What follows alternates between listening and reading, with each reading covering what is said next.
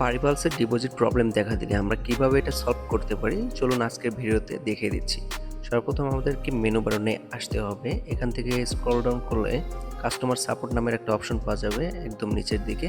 এখানে টাচ করলে দেখবেন 3টা অপশন রয়েছে। 3টা অপশনের মাধ্যমে আমাদের ডিপোজিট প্রবলেমটা সলভ করা যাবে। পেমেন্ট কোয়েরিজ, কন্ট্যাক্টস এবং চ্যাট। তো আমি যদি করি তাহলে বলবো যে কন্ট্যাক্টের মাধ্যমে আপনারা সবাই ইমেল করে আপনাদের ডিপোজিট প্রবলেমটা সলভ করবেন। তো আমরা সিম্পলি কন্ট্যাক্টে ক্লিক করলাম। এখানে ক্লিক করার পর সিকিউরিটি ডিপার্টমেন্টের একটা ইমেল রয়েছে, এই ইমেলের উপরে আমাদেরকে ক্লিক করে দিতে হবে। তো চলেন আমরা ক্লিক করি। এখানে ক্লিক করলে আমরা কিন্তু অলরেডি আমাদের জিমেইলে চলে আসব এবং এখানে সাবজেক্ট রয়েছে এবং কম্পোজ মেইল রয়েছে। এইখানে আমাদের কিছু তথ্য প্রোভাইড করতে হবে। তো প্রথমে কম্পোজ মেইলে আমরা প্রোভাইড করি। এখানে আমি আগে থেকেই কপি করে রেখেছিলাম ইনফরমেশনটা, জাস্ট আমি এখানে পেস্ট করে দিচ্ছি। এই যে ইনফরমেশনগুলো রয়েছে এই ইনফরমেশনগুলো কিন্তু আমাদের ভিডিও ডেসক্রিপশনে চেক করলে আপনারা পেয়ে যাবেন। তো এইখানে অনেকগুলো কাজ করতে হবে। তো স্টেপ বাই স্টেপ আমি দেখিয়ে দিচ্ছি কিভাবে কাজ করতে হয়। আর একটা গুরুত্বপূর্ণ কথা বলে রাখি, আপনারা যারা পারিপলসের নতুন অ্যাকাউন্ট করবেন এবং আমাদের প্রোমো কোডটা ইউজ করতে পারেন। আমাদের প্রোমো কোড হলো বট, BOT বট। আমাদের স্ক্রিনেই দেখতে পাচ্ছেন, এখানে লেখা রয়েছে পারিপালস, মেলবেট এবং অনেক্সবেটের প্রোমো কোডগুলো। এবং আপনারা যারা অনেক্সবেট, মেলবেট অথবা পারিপালসের ডিপোজিট উইথড্র করতে চাচ্ছেন তারা কিন্তু ইজিলি আমাদের সাথে যোগাযোগ করে আমাদের গ্রুপ থেকে আপনারা ডিপোজিট এবং উইথড্র নিতে পারবেন 30 সেকেন্ডের মধ্যে। তো চলেন, এখানে বেশ কিছু কাজ করতে হবে। প্রথমে ইউজার আইডি এবং ইউজার নেমটা দিতে হবে। তো আপনাদের ইউজার নেম অথবা ইউজার আইডিটা এখানে দিয়ে দিবেন। আমি সিম্পলি ইউজার আইডিটা এখানে দিয়ে দিচ্ছি। এরপর রেজিস্ট্রেশন ইমেল, আপনারা যে ইমেল দিয়ে পারিপালসের অ্যাকাউন্ট ক্রিয়েট করেছেন সেই ইমেলটা এখানে জাস্ট দিয়ে দিবেন। যদি এখানে ইমেলটা না দেন তাহলে কিন্তু কখনোই আপনারা প্রবলেমটা সলভ করতে পারবেন না।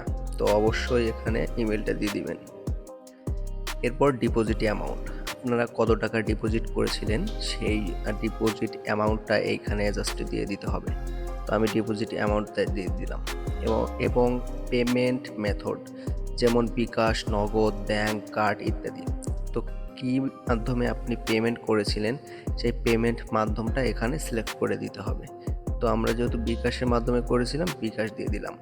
এখানে ট্রানজ্যাকশন আইডি যদি থাকে, যদি আপনার পেমেন্ট মেথড বিকাশের মাধ্যমে আপনি ট্রানজ্যাকশন করে থাকেন আর ট্রানজ্যাকশন আইডি যদি আপনার কাছে থাকে তাহলে এইখানে ট্রানজ্যাকশন আইডিটা দিয়ে দিবেন। এরপর viewers, date and time of transaction, এখানে যেদিন এবং যে সময় ট্রানজ্যাকশন করেছেন বা হয়েছে এবং টাকাটা আটকে গেছে, ঢোকেনি, এই ডেটটা এখানে দিতে হবে। তো আমরা সিম্পলি এই ডেটটা এখানে দিয়ে দিচ্ছি। এরপর ভিউয়ার্স, আমাদেরকে ইস্যু ডেসক্রিপশন লিখতে হবে। তো ইস্যু ডেসক্রিপশন লেখার জন্য এই যে বাংলা লেখাগুলো আছে এই লেখাগুলো জাস্ট কেটে দিতে হবে। কেটে দিচ্ছি এবং এই যে নিচের লেখাগুলো রয়েছে আই উড অ্যাপ্রিশিয়েট, এই যে এগুলো কিন্তু এমনই থাকবে। এরপর এখানে বেশ কিছু বেশ কিছু না, একটা কাজ করতে হবে। এখানে আপনার নামটা দিতে হবে। আপনার পারিপালসের অ্যাকাউন্টের যে ইয়ারটা আছে, যে নামটা আছে সেই নামটা এখানে দিয়ে দিবেন।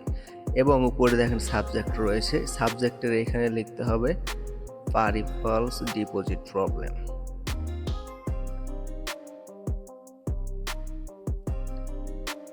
এখন আমাদেরকে কি করতে হবে, এখন আমাদের এই যে সেন্ড বাটন রয়েছে সেন্ড বাটনে ক্লিক করে দিতে হবে।